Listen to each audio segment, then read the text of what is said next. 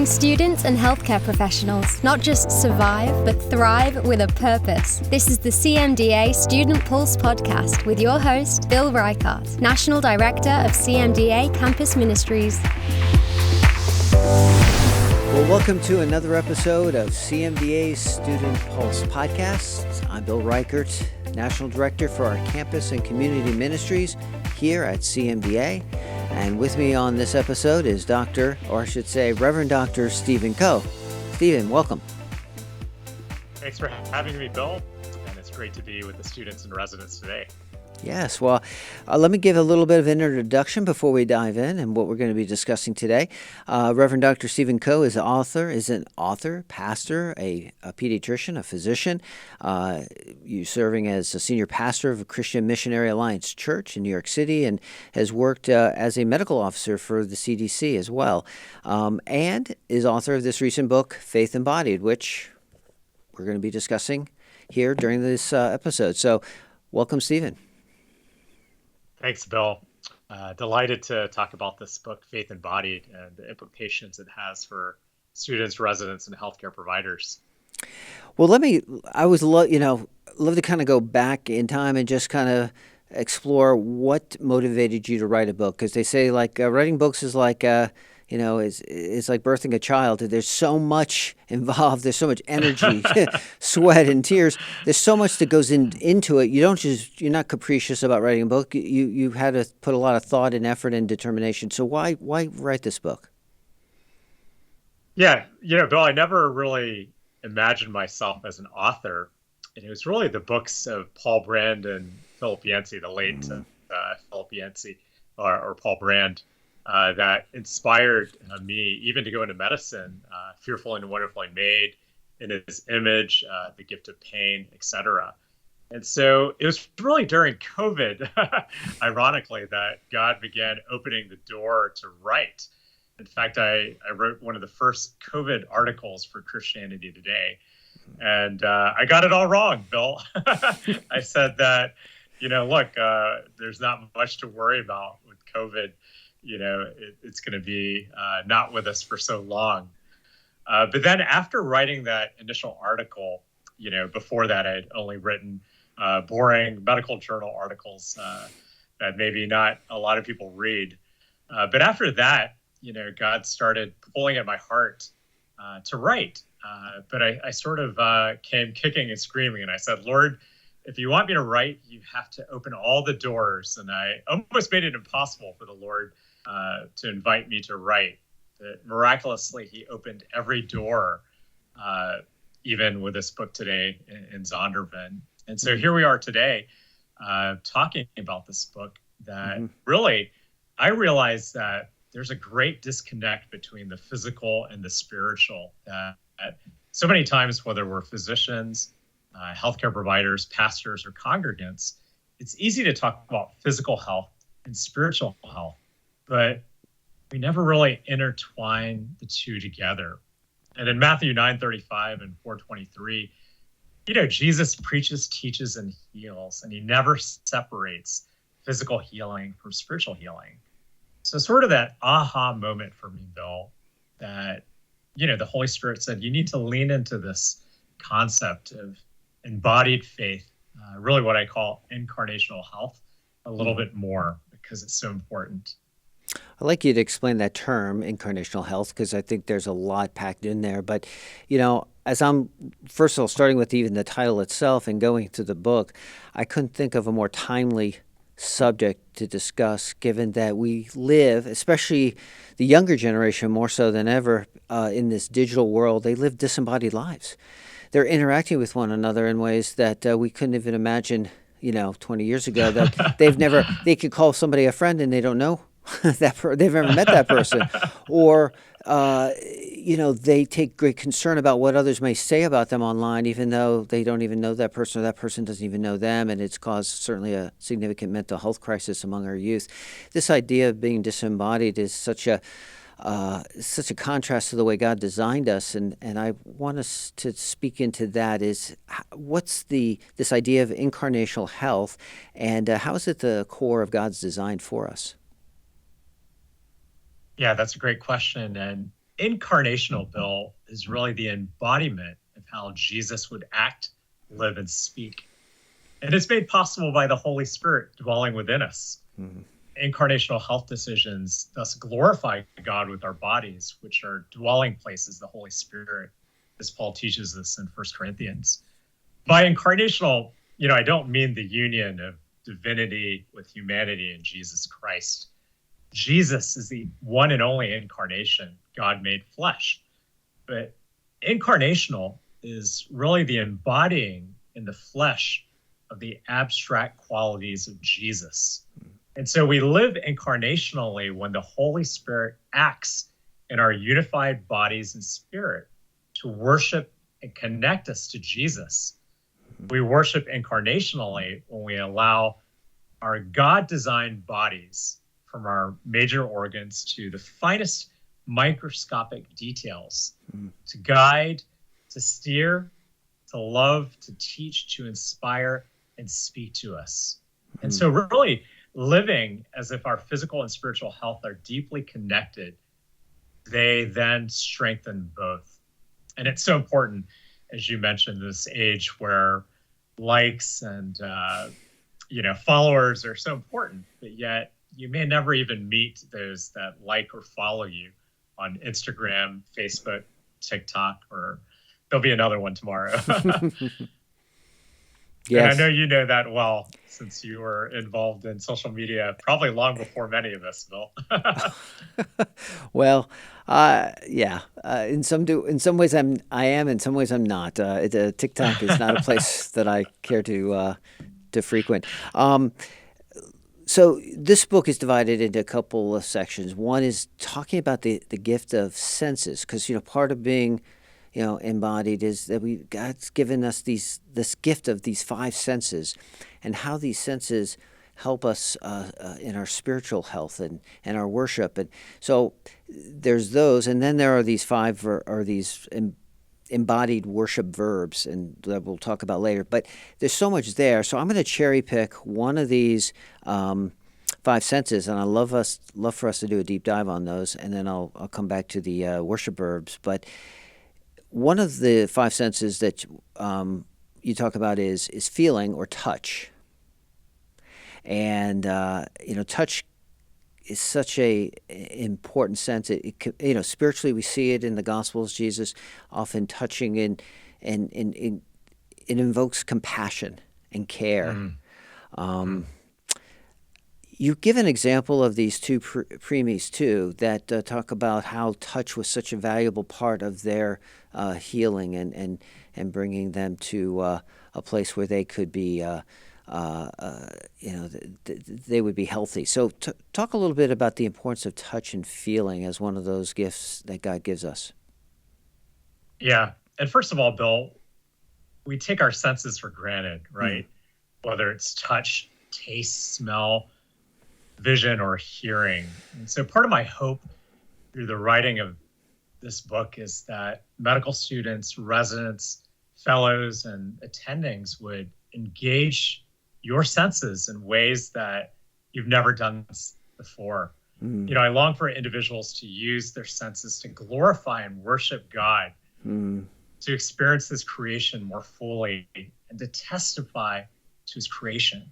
And even more than that, to teach your patients to do so as well, whether it's in the evangelism and sharing of the gospel of this creator who is magnificent, or it's in the daily living that, eating breakfast, lunch, and dinner does not become mundane, but it's cherished.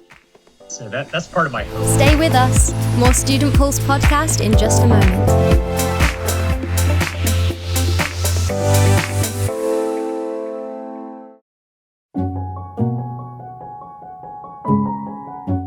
Thank you. Thank you. Thank you. Thank you. Thank you. I just want to echo the sentiment of our staff that you've just heard, that we are most grateful for the generosity that you have shown bringing us to the end of 2024. Every December, I wonder, how is God going to do it this year?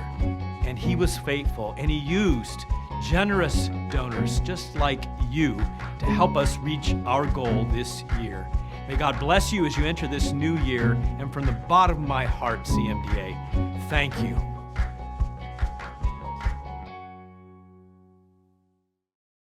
And it's such a beautiful reminder, too, of just how God invokes the senses as he talks about, taste and see that the Lord is good. I mean, he leans into those senses that, like you said, can seem so normative, seem so common and simple, but they are the very vehicles and means through which God makes himself known to us in so many ways and allows us to experience him.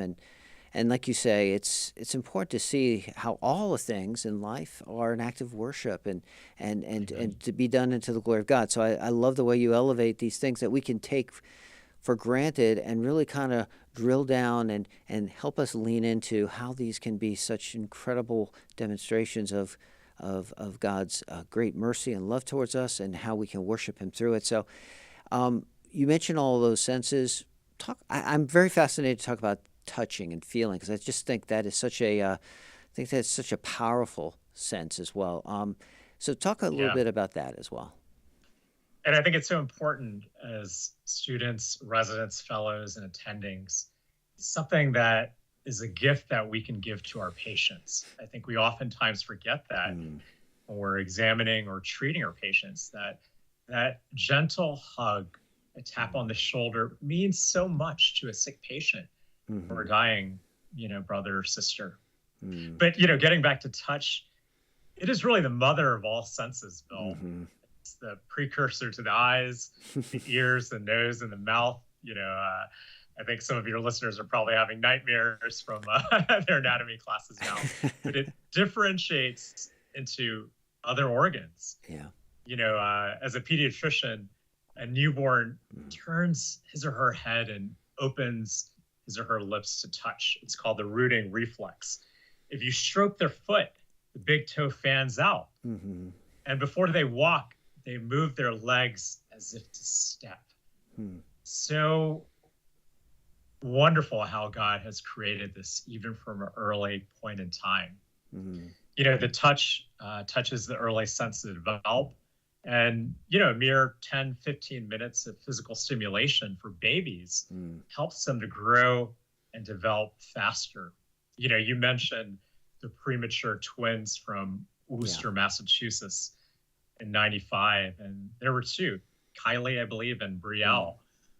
Kylie was thriving as a preemie, but Brielle was struggling to breathe and grow. And really, there was not much they could do in the NICU to help until this nurse decided to do something that I think she had learned from her practice in another country in the European area. But she decided to incubate both preemies together in an iconic photograph called the Rescue Hug. But then shortly thereafter, Brielle began to do much better just through physically being incubated right next to her sister Kylie. Her heart rate decreased, her temperature stabilized, and over time she gained weight.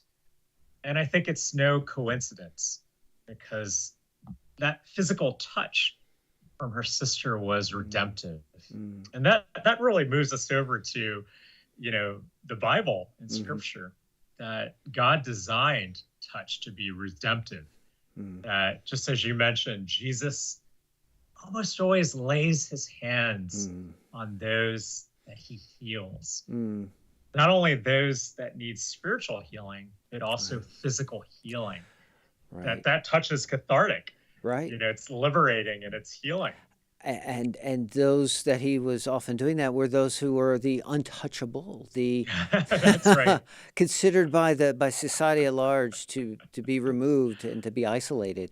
And touch bridges that gulf, that great barrier, and it accomplishes such an incredible blessing and miracle in that person's life. And you bring out a great point. That reaching out to touch is a decision that the receiving person allows. It takes trust and intimacy. That, yes, Jesus touched the outcasts, the blind, the oppressed, the lepers, the bleeding woman, the unclean. But he also allowed these strangers to touch him too. In Luke 7, the alabaster jar of the woman adulterer is unclean. She not only touched Jesus with her tears, but anointed him with her hair. How unbelievable, and unheard of in that day and age. The laying on of hands signifies really not only the ministry of presence, but the presence of the Holy Spirit. Right. And that's why in churches, Bill, we lay hands when we anoint our elders and deacons, right? That's right. Our pastors that are ordained, it's not only symbolic, but, the presence of the Holy Spirit is there. Well, just thinking too of communion and how God condescends to us in a way that uses these simple instruments of bread and juice or wine, and allows those to be a signpost to point to His incredible love and grace and mercy. To be, if we're just relegated to having to envision or remember that on our own, we're left wanting. But He gives us those very tactile, those very tangible means of God, of His grace for us in just a simple act of communion. And I just I'm just reminded through your writing, and just as we're discussing this, how all these incredible examples of the power of touch. Yeah, and speaking of the sacraments, if you look at baptism, that physical act of being immersed in water as those drops of H2O, immerse your body, but then you come out of the water and breathing air once again. It's the rebirth, as we often say, but the birth of a baby. For the first time, they've been immersed in this amniotic fluid, and as they come out, they breathe life. The breath of life, which is another chapter. But baptism, or excuse me, being baptized in the water and coming out, that touch of molecules of water and then air is really sacred. Yeah. Amen. Well, this is, again, like you said, one of 5 examples of you unpacking these senses. Let's talk about the second half, because with time being short as it is, talking about the embodied worship and how this idea of incarnational health plays itself out. And you use several verbs to kind of paint a picture of that. And the one I want to zero in on, which I think, given the nature of those within the medical or dental vocation, healthcare vocation, seems to be the one that probably is going to resonate. One of the stronger ones is rest. Given that or lack thereof, right? Well, precisely. Exactly. So what happens when we rest? Why is rest important? Yeah.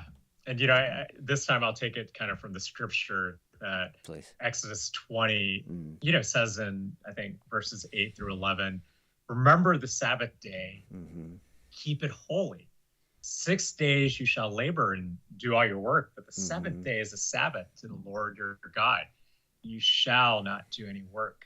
For in the 6 days God made the heaven and earth, but He rested on the seventh. Now let's remember, Bill, a God that is almighty, omnipotent, that created all that we see and hear. He didn't need a rest on the seventh day, but yet He did. He modeled for us healthcare providers what we need to do. And I think it's so easy for those, even early on in medical school, to study on the Sabbath. Yeah. Really, it's sacred. And if we can develop that discipline of Sabbath early on, I promise that it will be a lifetime of benefit, not only to you and to your family, but also to your patients and your spiritual health as well. Yeah. So anyway, going back, God created the Sabbath, but He also gives us rhythms of rest. And that's something I want to really highlight, Bill, that it's not just Sabbath every 7 days. I like to think of the rhythms of rest in really 3 major areas. And the first one is daily rest, which sometimes we don't get enough of as well. there's a reason that we have circadian rhythms in our body. There's a reason that we need to sleep every night. And, the studies and the research show that if you sleep less than, 5-6 hours a night, it's equivalent to being a drunk driver. That's your risk in driving when you don't sleep enough. And it makes sense. And so when we sleep well and we rest, it does a world of good, not only spiritually, mentally, and physically as well. We could go into all the different studies, cortisol, et cetera, et cetera. But I think, your medical students and your residents and fellows know these already. But the hard part is not knowing, it's embracing this God blessing of rest every night, saying, I can't sacrifice this rest. This is the one thing that God has for me. He wants me to rest. And so, number one, it's daily rest, these patterns of rest daily that we need to function well and to be spiritually healthy and physically healthy. But then it's weekly rest. That's, what is commanded in Exodus on the Sabbath, that we need to decompress. We need to get off social media on the Sabbath. We need to, rest our physical, weary bodies, but also our minds and our souls. That we need to just get away from, the regular rhythms of life. And I want to kind of highlight a third area as well, which I think is sometimes overlooked, and that's this periodic rest.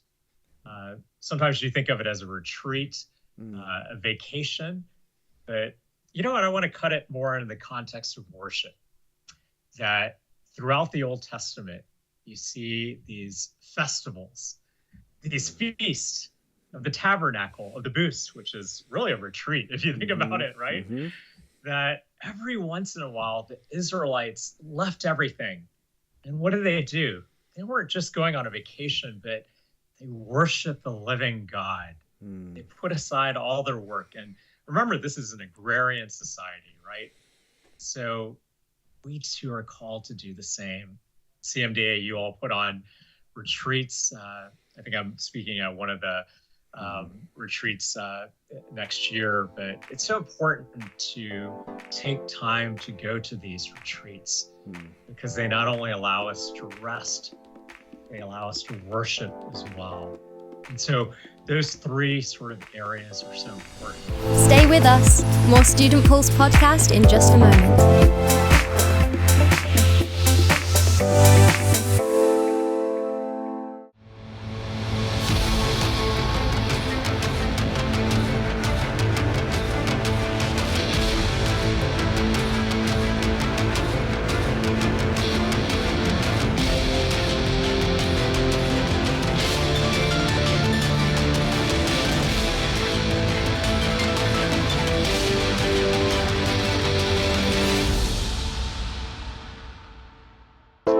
One thing I do want to mention is, it takes work to rest. That was actually my next question.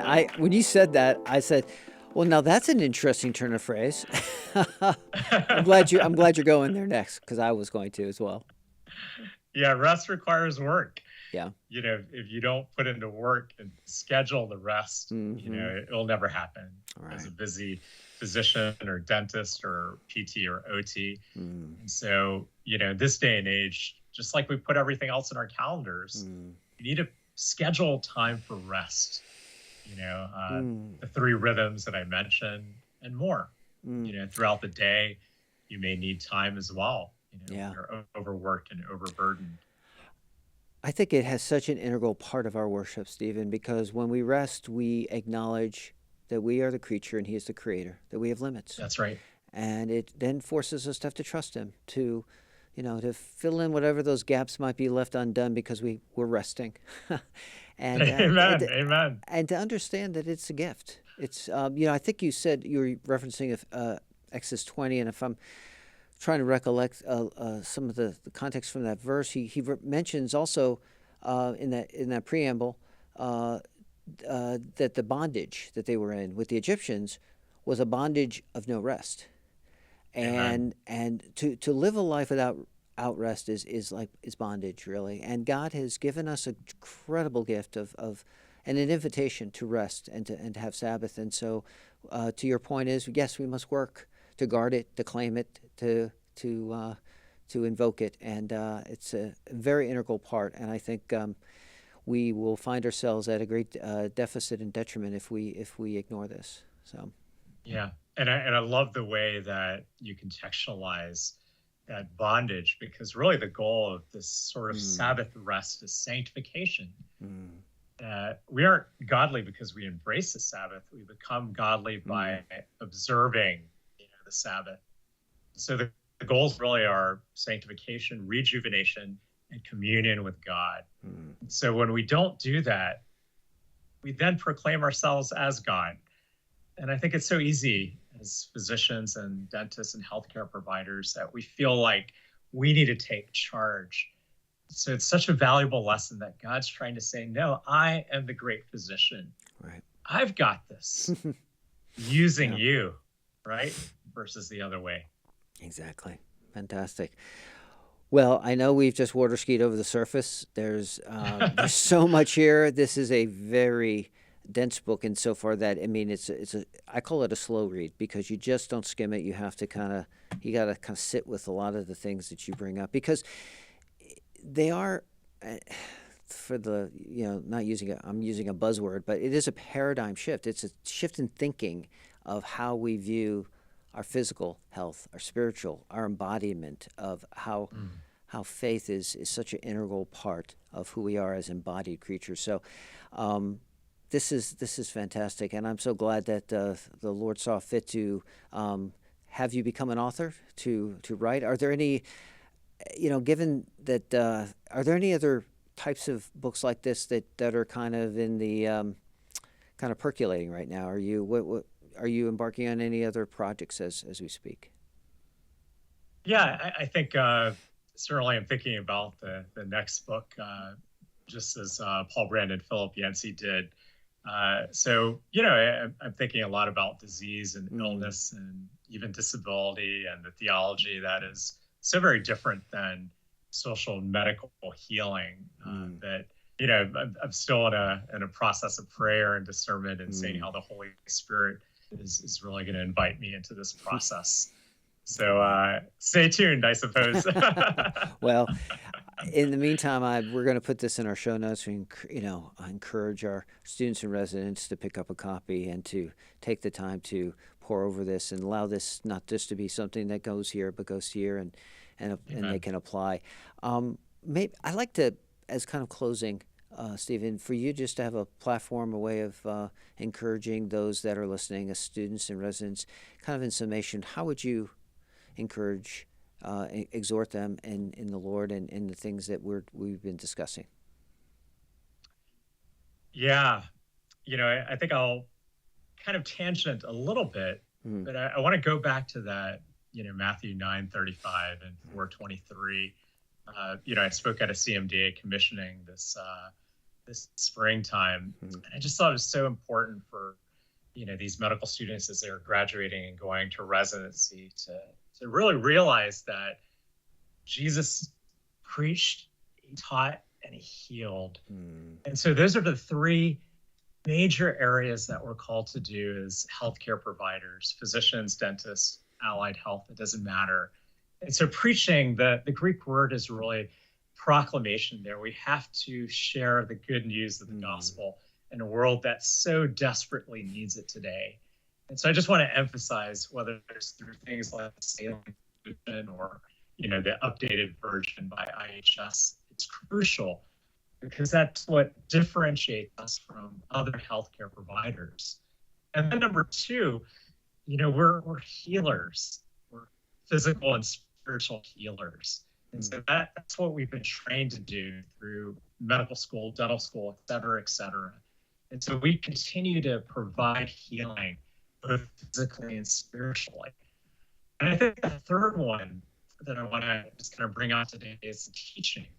And the context of the passage is teaching, obviously, the Word of God. But part of this is what we've been talking about today, teaching how we can live with embodied faith, or this harder theological term, incarnational health, to help patients, whether they're just acutely sick or they have metastatic cancer that's going to steal away their life, that they can embrace incarnational health, embodied faith, that we could teach them how to worship and glorify God with the senses that we briefly glossed over today, their every breath, the movements that they make, the way that they love, the ways in which they rest, et cetera, et cetera. And so you can do that through the believers that you come in contact with, but you can also do that with the non-believers that you take care of. They too can have a greater appreciation in this day and age where, individuals, Gen Z is really looking to experience life more fully.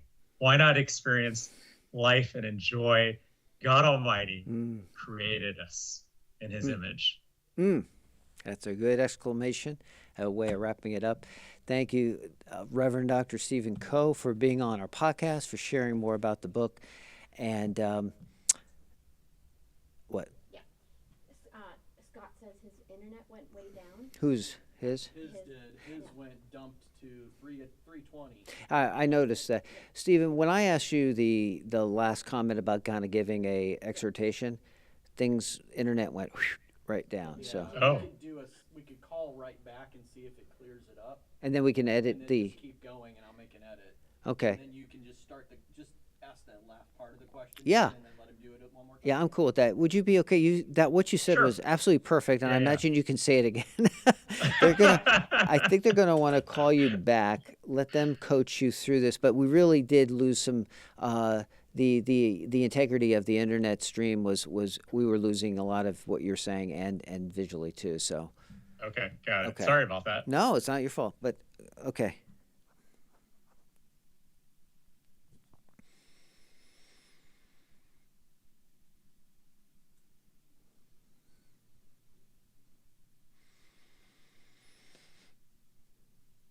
Can you guys hear me?